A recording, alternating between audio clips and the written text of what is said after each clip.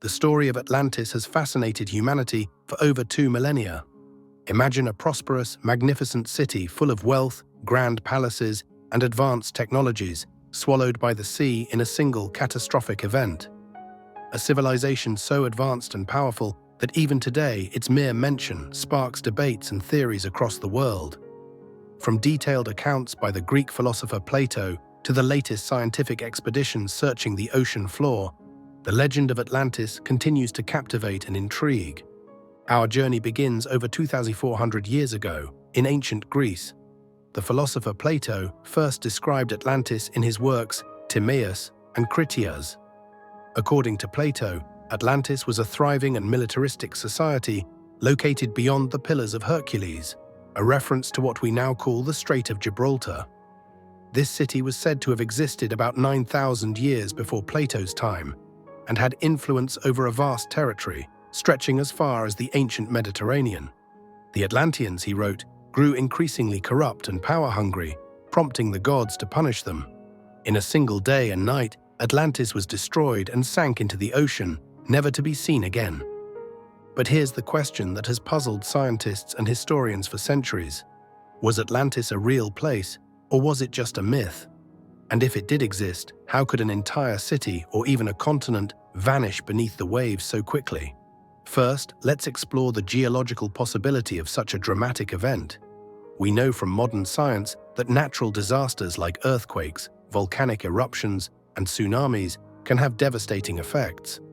For example, in 1883, the volcanic eruption of Krakatoa caused a tsunami that obliterated coastal towns in Indonesia, claiming over 36,000 lives.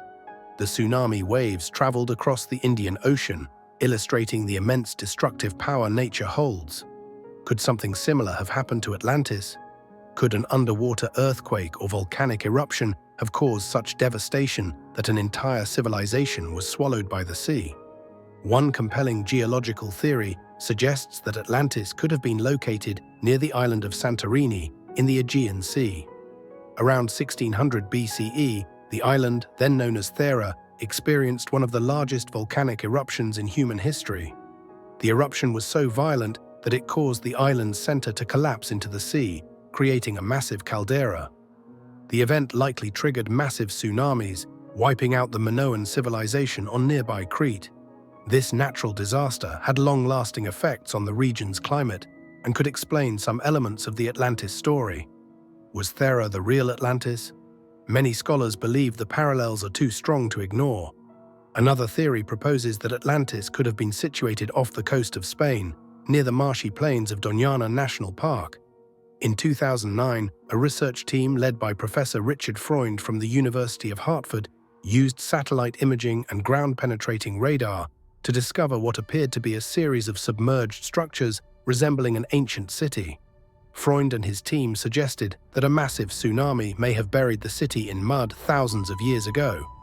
But the evidence remains controversial, and many skeptics argue that these ruins are merely natural formations or remnants of a different civilization. The most popular alternative locations for Atlantis include the Caribbean, Antarctica, and even areas off the coast of Cuba, where deep-sea explorers have found structures that look like ancient pyramids. But how reliable are these claims? Scientists caution against over-reliance on speculative theories, emphasizing the need for solid evidence and rigorous research. Yet the search for Atlantis continues, driven by our collective imagination and desire to uncover the truth. Now let's dive into the cultural impact of Atlantis. The story has inspired countless novels, films, and even conspiracy theories. It's a narrative of utopia lost, a powerful civilization that fell victim to its own hubris. The myth of Atlantis reflects timeless human concerns, the fragility of even the greatest civilizations, and the unpredictable might of nature. Philosophers, writers, and adventurers throughout history have been captivated by the concept of a sunken city. The Renaissance saw a renewed interest in Atlantis, with scholars and explorers like Francis Bacon using the myth as a metaphor for a perfect society.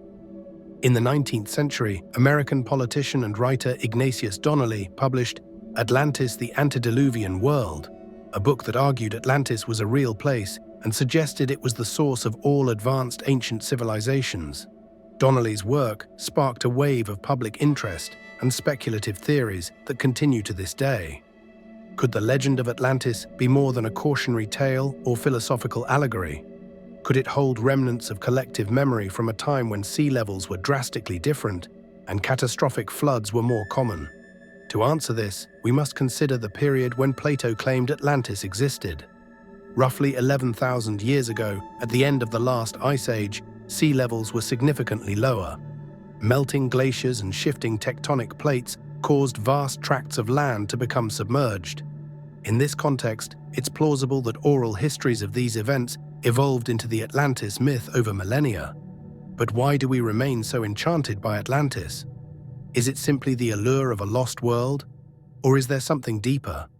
Psychologists suggest that our fascination lies in the idea of rediscovering something extraordinary that has been hidden from human eyes for thousands of years. The mystery of Atlantis taps into our innate curiosity and the hope that the past still holds secrets waiting to be revealed. Modern technology has given us new tools to explore these mysteries. From underwater archaeology to advanced sonar mapping, researchers are now able to scan the ocean floor in ways that would have been unimaginable even a few decades ago. Expeditions have revealed sunken cities off the coast of India and intricate submerged structures near Japan's Yonaguni Island. While these findings are not directly linked to Atlantis, they remind us of how many ancient civilizations once thrived in areas now claimed by the sea. However, as we dive deeper into the topic, it's essential to acknowledge the skeptics.